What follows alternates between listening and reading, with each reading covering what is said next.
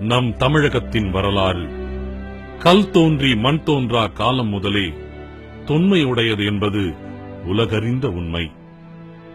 கிபி 11ஆம் நூற்றாண்டில் வடக்கே துங்கபத்திரை, கிழக்கே வங்கக்கடல், தெற்கே ஈழம், மேற்கே அரபிக்கடல், இந்தோனேஷியா, அந்தமான் நிக்கோபார் தீவுகள், இவ்வளவு பரந்த நிலப்பரப்பின் தலைநகரமாக விளங்கியது தஞ்சாவூர்.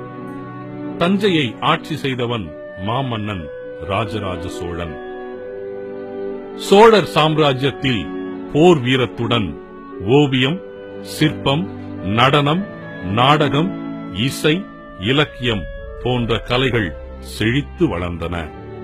அதில் தஞ்சை பெரிய கோவில் ஒரு அற்புத கலையின் வெற்றி படைப்பாகும்.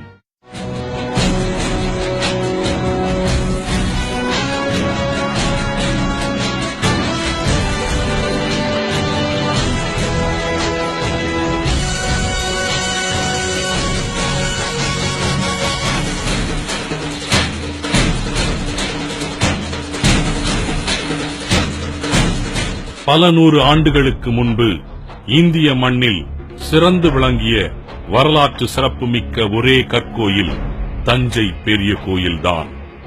1000 வருடத்தை கடந்து நிற்கும் இவ்வதிசய கோயில் சோழ வம்சத்தின் பெயர் சொல்ல கிடைக்கப் பெற்ற பொக்கிஷமாகும்.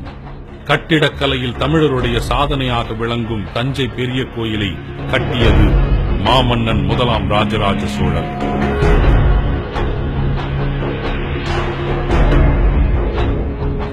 2 அல்லது 3 தளங்களை மட்டுமே கொண்டு கோயில்கள் கட்டப்பட்டு வந்த காலத்தில் பாறைகளே இல்லாத காவிரி சமவெளி பகுதியில் 13 தளங்களுடன் சுமார் 216 அடிகளை கொண்ட பிரம்மாண்ட கற்கோயிலை எவ்வாறு எழுப்ப முடிந்தது என்று எண்ணி இன்றும் பலர் வியந்து நிற்கின்றனர். இம்மாபெரும் கோயில் கட்டுவதற்கு பயன்படுத்தப்பட்ட பாறைகள் அனைத்தும் கிரானைட் கற்களால் ஆனவை.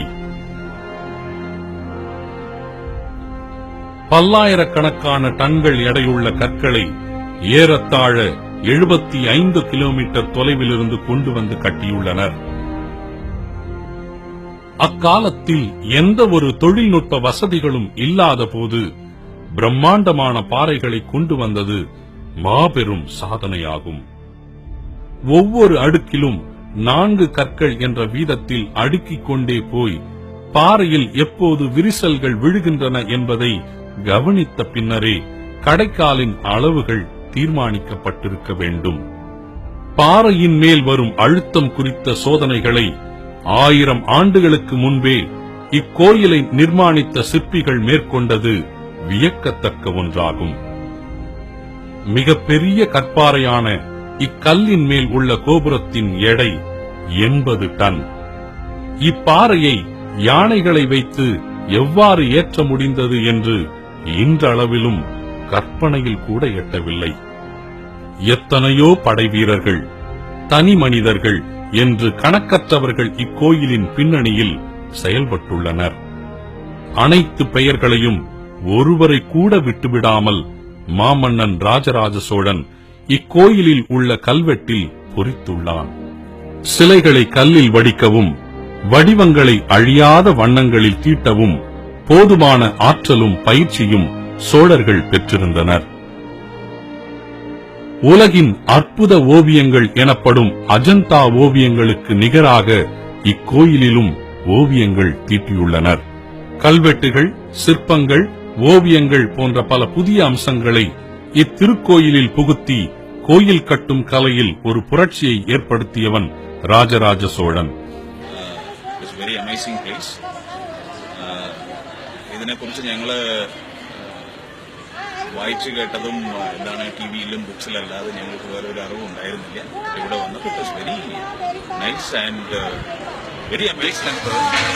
Very interesting with a lot of different statues, a lot of different stories.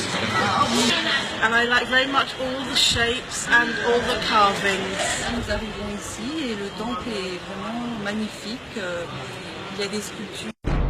இன்றும் உலகில் உள்ள பலரும் இக்கட்டிடக்கலையின் சிறப்பைக் கண்டு வியந்து நிற்கும் வகையில் இம்மா மன்னனின் நிலை எத்தனை பேருக்கு தெரியும்?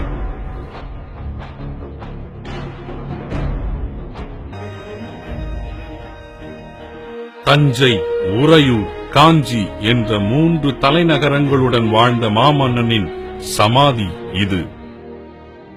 தமிழ்நாட்டின் முதல் சக்கரவர்த்தி என்று அழைக்கப்பட்ட தன்னிகரற்ற அரசனாக விளங்கிய முதலாம் ராஜராஜனின் சமாதி இன்று கவனிப்பாரின்றி கிடக்கிறது. கிபி 11ஆம் நூற்றாண்டில் காலாட்படை, குதிரைப்படை, யானைப்படை, கடற்படை, தனிப்படை போன்ற படைகளுடன் தாங்கள் போரில் வெற்றி பெற்ற பகுதிகளில் நிலப்படை என்ற படையையும் நிறுத்தி வைத்திருந்தனர். சோழர்களின் ஆதிக்கம் தமிழக எல்லையையும் தாண்டி Kerala, Andhra, Karnataka, Orissa, Java, Burma, Sumatra, Andaman, Nicobar வரையிலும் பரவியிருந்தது. ராஜராஜ சோழன் தென்னிந்தியா முழுவதையும் வெற்றி கொண்டதுடன் இலங்கையின் வடக்கு பகுதியான மாலத்தீவையும் கைப்பற்றியிருந்தான். சிறந்த கடற்படையை பெற்றிருந்த சோழர்கள் தெற்கில் ஈழத்தின் மீது மட்டுமன்றி இந்தியாவின் மேற்கு கரைகளுக்கு அப்பால் உள்ள லட்சத்தீவு மீதும் போர் தொடுத்தனர். இந்திய அரசர்களில் கடல் தாண்டி கடற்படை மூலம் வெற்றி கொண்டது சோழர்கள் மட்டுமே. முற்கால தமிழக கட்டடக்கலைக்கு சான்றாக நிற்கும் தஞ்சை பெரிய கோயிலை கட்டியவனின் சமாதி இன்றோ அடையாளமின்றி. பேரு பட்டிசாமி, உடையாளூர், மேலத்தூர். எங்க தாத்தா உள்ள காலத்துல நான் இங்க வாழ்ந்துட்டு இருக்கேன். 71 கண்டுபிடிச்சது ராமன் சேதுராமையர். அவர் தான் கண்டுபிடிச்சது. அவர் கல்வெட்டு ஆராய்ச்சியால நான் கடைசி காலம் வரலையும் இதை பராமரிச்சுக்கிட்டு இதை பார்த்துக்கிட்டு கோயில் கட்டினதுக்கு அப்புறம் தான் என் வாழ்க்கையை இங்கே சாகும். 6 வருடத்தில் மிக பிரம்மாண்டமான கோயிலை கட்டியவனின் இன்றைய நிலை